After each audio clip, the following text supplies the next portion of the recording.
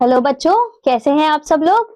मैं आपकी हिंदी की टीचर और आज हम शुरू करने जा रहे हैं हिंदी व्याकरण पाठ 1 भाषा और व्याकरण। क्या कहता है पाठ? भाषा क्या है, भाषा के कितने रूप होते हैं। आइए पाठ पढ़कर भाषा के बारे में जानकारी प्राप्त करते हैं। आओ चर्चा करें।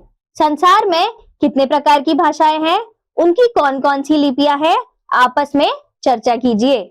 भाषा वह साधन है जिसके द्वारा हम अपने मन के विचार दूसरों तक पहुंचाते हैं और दूसरों के विचारों को ग्रहण करते हैं। भाषा का विकास कैसे हुआ? आइए बच्चों चित्रों के माध्यम से समझें कि भाषा का विकास कैसे हुआ। इन चित्रों को देखिए।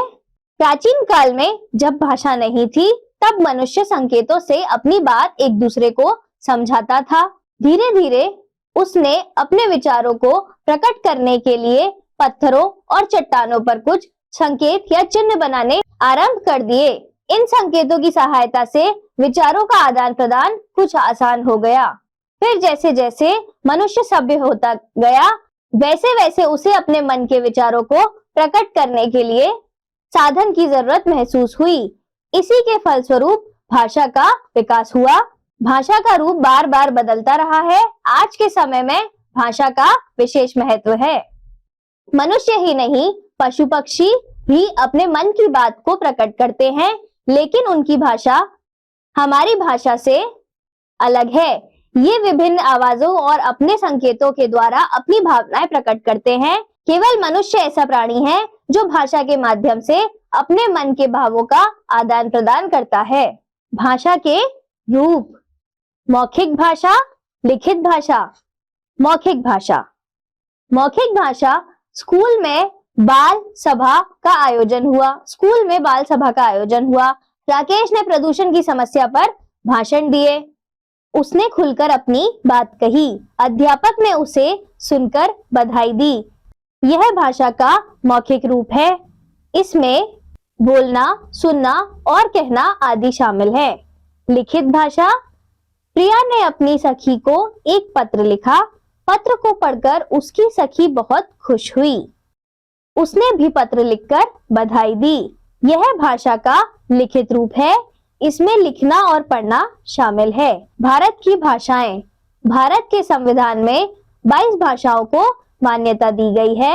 हिंदी, मलयालम, कन्नड़, बंगला, असमिया, पंजाबी, तेलुगु, संस्कृत, कश्मीरी, मणिपुरी, उर्दू, मराठी, संथली, बोडो, डोगरी, नेपाली, सिंधी, कोंकणी, मैथिली, तमिल, उड़िया, गुजराती।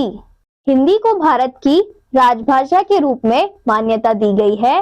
उपभाषा: उपभाषा किसी भाषा के सीमित क्षेत्रों में बोली जाती है। जैसे मथुरा के आसपास ब्रज उपभाषा बोली जाती है। बोली किसी प्रांत के बहुत छोटे से क्षेत्र में बोली जाती है। इसमें साहित्य रचनाएं नहीं होती। हिंदी और उसकी बोलियां: पश्चिमी हिंदी, ब्रिज भाषा, खड़ी बोली। पूर्वी हिंदी, अवधी। बिहारी हिंदी, मैथिली, भोजपुरी। पहाड़ी हिंदी, कुल्लाई, मडियाली। राजस्थानी हिंदी, जयपुरी, मारवाड़ी। विश्व की कुछ मुख्य भाषाएं: पूरे विश्व में लगभग 6500 भाषाएं बोली व लिखी जाती हैं। संसार के अलग अलग देशों में भी अलग अलग भाषाएं बोली जाती हैं। जैसे जापान में जापानी, चीन में चीनी। इसी प्रकार भारत के अलग अलग राज्यों में भी अलग अलग भाषाएं बोली जाती हैं। जैसे कश्मीर में कश्मीरी, बंगाल में बंगला, गुजरात में गुजराती आदि। लिपि: भाषा को बोलते समय जो ध्वनियां हमारे मुख से निकलती हैं, इन ध्वनियों को लिखने के लिए कुछ चिन्ह निश्चित किए गए हैं। इन चिन्हों के लिखने के ढंग को ही लिपि कहते हैं। प्रत्येक भाषा की अपनी विशेष लिपि होती है। जैसे हिंदी, संस्कृत एवं मराठी की लिपि देवनागरी है। पंजाबी की लिपि गुरुमुखी है।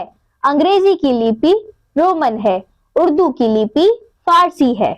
व्याकरण: व्याकरण वह शास्त्र है जो हमें भाषा को शुद्ध रूप में लिखना, पढ़ना सिखाता है। देखिए और समझिए।